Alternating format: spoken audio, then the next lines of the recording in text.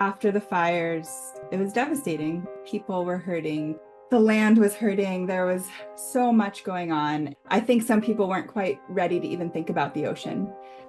The cleanup really has focused on land right after the fires. The bigger concern, the longer term concern was the issue of all the stuff on land that would potentially wash into the ocean. We scrambled to come up with what's the appropriate PPE to protect ourselves, what's in the water.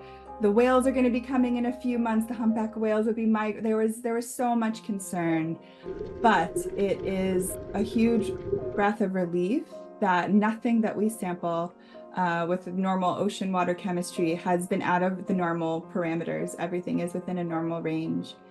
A lot of our expectations were that we would not see much impact because the fire obviously released a lot of smoke and ash, but a lot of our worry was more about the first flush.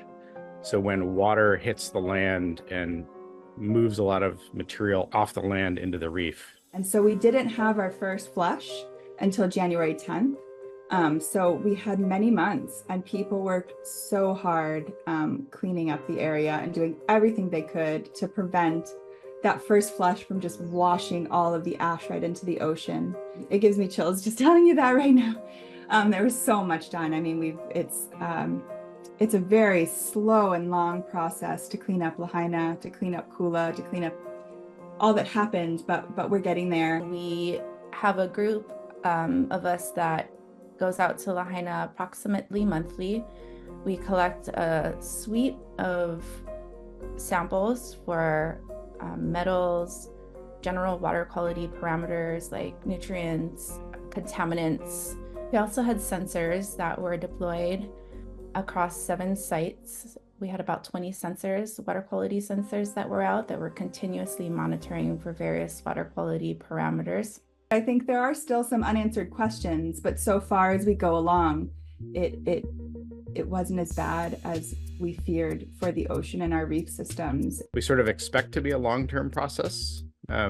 We don't expect that the reef is going to, get sick one day and look better the next day or anything like that. So when we look for water quality, we know that water moves, right? There's currents and mixing, and the ocean is big and dilution happens. So a lot of our water surveys are trying to get at these sort of short-term impacts with the idea that we'll continue watching the reef itself and all the organisms that make up the reef for a long time, because we think that a lot of the impacts are going to be chronic and potentially manifest over probably we're talking years.